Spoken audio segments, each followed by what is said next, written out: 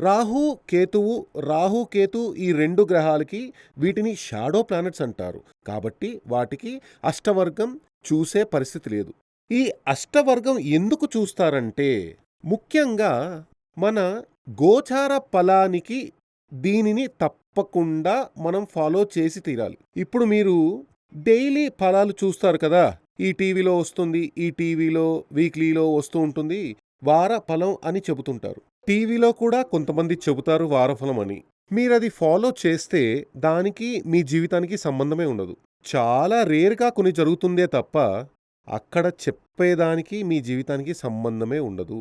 దానికి కారణం ఏమిటంటే, ఈ ఒక్క గ్రహానికి ఈ చంద్రుడు, సూర్యుడు, బుధుడు, శుక్రుడు, కుజుడు, గురుడు, శని ఈ విధంగా చెప్పబడిన ఈ 7 గ్రహాలకి ఒక్కో రాశి మీద ఏ స్థాయిలో పట్టు ఉందని తెలియకుండా